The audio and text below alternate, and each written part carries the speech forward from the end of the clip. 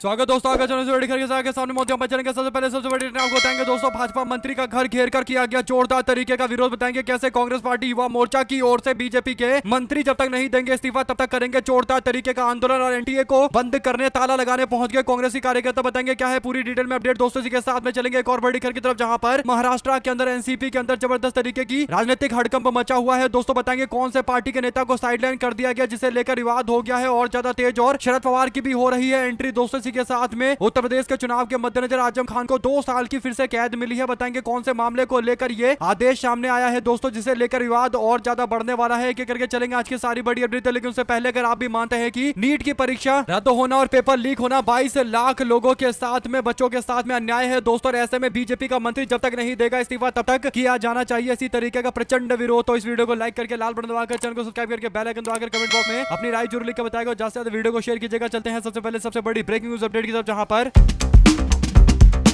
NEET के paper leak के मामले को लेकर लाखों छात्रों के सपनों को रौंदा गया दोस्तों। ऐसे में ये छात्रों के भविष्य के साथ में खिलवाड़ है। इस अन्याय के खिलाफ इंडियन यूथ कांग्रेस के अध्यक्ष उदय भानु चिब ने अपने पार्टी के कार्यकर्ताओं को इकट्ठा करके, यानी युवा कांग्रेस के लोगों को इकट्ठा करके शिक्षा मंत्री धर्मेंद्र प्रधान के आवास के बाहर जोरदार तरीके का विरोध किया दोस्तों, आवाज बुलंद किया। यहाँ तक कि छात्र पूरी तरीके से पुलिस के सामने बेकाबू हो गए और युवा नेताओं की ओर से विरोध करते हुए साफ तौर पर बोला गया कि नरेंद्र मोदी को लेकर भाजपाई बोलते हैं कि पापा ने युद्ध रुकवा दिया, तो अगर युद्ध रुकवा सकते हैं तो पेपर लीक नहीं रुकवा सकते। और के कार्यकाल में 1-2 नहीं बल्कि 12 साल के अंदर 89 पेपर लीक हो गए हैं और देश के लाखों छात्र सालों से मेहनत कर रहे हैं, लेकिन बीजेपी पेपर माफिया के सामने पूरी तरीके से विफल हो गई है। देश के युवाओं का भविष्य बर्बाद किया जा रहा है, सरकार सिर्फ भाषण दे रही है। उदय भानु चिब की ओर से इस पूरे पार्टी के कार्यकर्ताओं के आंदोलन का नेतृत्व किया गया दोस्तों, और सीधा धर्मेंद्र प्रधान का आवाज घेरने के लिए पहुंच गए। ऐसे में आवाज घेरते वक्त तमाम तरीके की दिक्कतें जरूर आई दोस्तों, लेकिन जोरदार तरीके का आंदोलन किया गया और ये बता दिया गया कि आने वाले दिनों के अंदर आंदोलन और तेज होगा। और अभी तो शुरुआत है। धर्मेंद्र प्रधान को हर जगह पर पहले गुजरात के अहमदाबाद के अंदर काला झंडा दिखाया गया था और अभी उनके आवास पर पहुंच गए कांग्रेस पार्टी युवा कार्यकर्ता, और आने वाले दिनों के अंदर और बड़ा आंदोलन किया जाएगा जब तक मंत्री इस्तीफा नहीं देंगे। और आप लोग क्या कहना चाहते हैं दोस्तों, अपनी राय जरूर लिखकर बताएगा, ज्यादा से ज्यादा वीडियो को शेयर कीजिएगा। चलते हैं एक और बड़ी अपडेट की तरफ, जहां पर महाराष्ट्र की राजनीति में एक बार फिर से हलचल देखने को मिल रही है दोस्तों। बीते दिनों एनसीपी के अध्यक्ष सुनेत्रा पवार की ओर से इलेक्शन कमीशन को लिखे गए पत्र के चलते बड़ा विवाद हो गया दोस्तों। बता दें कि इस पत्र में प्रफुल्ल पटेल और सुनील तटकरे जैसे नेताओं का नाम शामिल नहीं है, और सुनेत्रा पवार और उनके बेटे पार्थ और जय ने सुनील तटकरे से संपर्क किया दोस्तों, लेकिन संपर्क नहीं हो पा रहा। और सुनील तटकरे वरिष्ठ नेता जो एक टाइम में काफी करीबी नेता माने जाते थे दोस्तों अजीत पवार के, अब वो सीधा शरद पवार से मुलाकात करने के लिए पहुंचे हैं, जिसके बाद दावा चल रहा है कि शरद पवार की पार्टी ने एक बैठक बुलाई है 20 तारीख को, और उस बैठक में सुनील तटकरे अपने साथ में कम से कम 10-12 एनसीपी के विधायक को लेकर शरद पवार की पार्टी में शामिल हो जाएंगे दोस्तों। अगर ऐसा होता है तो ये एनसीपी एपी यानी अजित पवार ग्रुप को, सुनेत्रा पवार ग्रुप को ये तगड़ा झटका माना जाएगा। और ऐसे में आने वाले दिनों के अंदर महाराष्ट्र की राजनीति में बहुत कुछ होने वाला है। परिवार की एकजुटता का पता नहीं, लेकिन ये तय है दोस्तों कि सुनील तटकरे अपना बदला जरूर निकालेंगे, क्योंकि सुनील तटकरे को पूरी तरीके से किनारा कर दिया गया है और पार्थ पवार के साथ साथ जय पवार को भी जिम्मेदारी दी गई है। ऐसे में दोस्तों रोहित पवार जो बोल रहे थे वो बात लगभग सही दिखाई देने लगी है। आने वाले दिनों के अंदर आप देखेंगे कि सुनील तटकरे अपने साथ में कई विधायकों को लेकर पलटी मारने जा रहे हैं, क्योंकि शरद पवार के साथ में जो बैठक हुई है वो यूं ही नहीं हुई, इसके पीछे जरूर एक बड़ी तैयारी हो रखी है। आप लोग पूरे मामले में अपनी राय जरूर लिखकर बताएगा। साथ साथ चलते हैं एक और बड़ी अपडेट की तरफ दोस्तों, जिसमें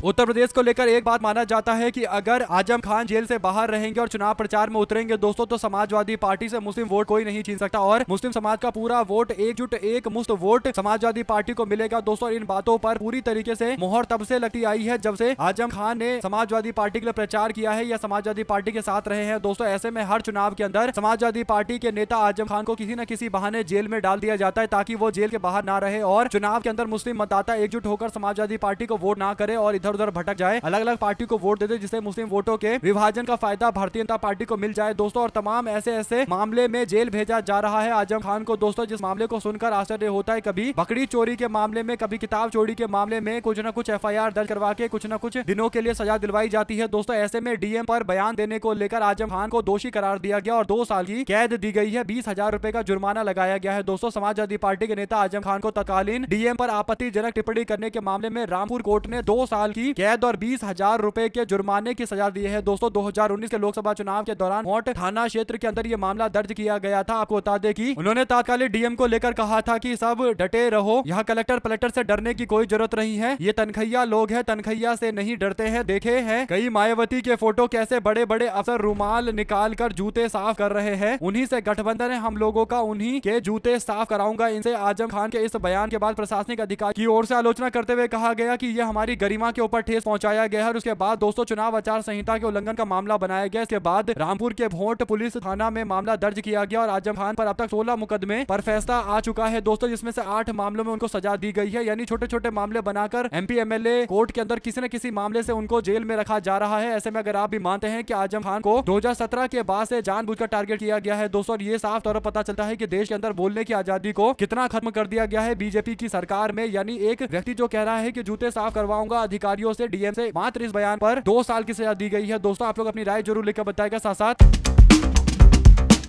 कांग्रेस के अध्यक्ष मल्लिकार्जुन खड़गे ने मेडिकल कॉलेजों में प्रवेश के लिए आयोजित राष्ट्रीय पात्रता सह प्रवेश परीक्षा स्नातक यानी नीट यूजी के कथित अनियमितता से जुड़े मामले का हवाला देते हुए शनिवार को कहा कि मोदी सरकार में अमृतकाल छात्रों के लिए मृतकाल साबित हो रहा है और शिक्षा मंत्री धर्मेंद्र प्रधान को तत्काल इस्तीफा दे देना चाहिए। उन्होंने कहा कि प्रधानमंत्री को चुप्पी तोड़नी चाहिए और परीक्षा लीक पर चर्चा करनी चाहिए। मल्लिकार्जुन खड़गे मोदी सरकार पर बरसे दोस्तों, और खड़गे ने एक पर पोस्ट करते हुए कहा कि मोदी सरकार में अमृतकाल अब हमारे देश के बच्चों के लिए, छात्रों के लिए मृतकाल बन गया है। खबरों के मुताबिक कई छात्रों ने अपनी जान दी है दोस्तों। ऐसे में लखीमपुर खीरी के ऋतिक मिश्रा हो, या दिल्ली के 20 साल के अंशिका पांडे हो, या फिर राजस्थान के झुंझुनू के प्रदीप मेघवाल हो, या फिर गोवा में रह रहे एक छात्र ने भी इस तरीके का कदम उठाया है दोस्तों, जो साफ तौर पर पता चलता है कि कहीं ना कहीं देश के अंदर जिस तरीके से पेपर लीक हुआ है दोस्तों, इसे छात्र पूरी तरीके से डिस्ट्रेस में है, यानी परेशान हो रखे हैं दोस्तों। और पेपर लीक इतना बड़ा मामला है जिसे कहीं ना कहीं दबाने की कोशिश की जा रही है, लेकिन वास्तविकता में 22 लाख छात्रों के साथ साथ उनके लाखों परिवार के लोग प्रभावित हो रहे हैं दोस्तों। और एक बहुत बड़ी आबादी नीट की परीक्षा से सीधे तौर पर प्रभावित है, और केवल इसलिए क्योंकि बीजेपी का मंत्री सही से काम नहीं कर पा रहा दोस्तों, वो सही से एक परीक्षा नहीं करवा पा रहा। तो कहीं ना कहीं भारतीय जनता पार्टी के मंत्री को पोस्ट से इस्तीफा देना चाहिए। 22 लाख बच्चों को और लाखों परिवार को जिस तरीके से प्रताड़ित किया गया है, इसकी जितनी आलोचना की जाए उतनी कम है दोस्तों। आप लोग अपनी राय जरूर लिखकर बताएगा और ज्यादा से ज्यादा वीडियो को शेयर कीजिएगा। चलते हैं एक और बड़ी अपडेट की तरफ दोस्तों, जहां पर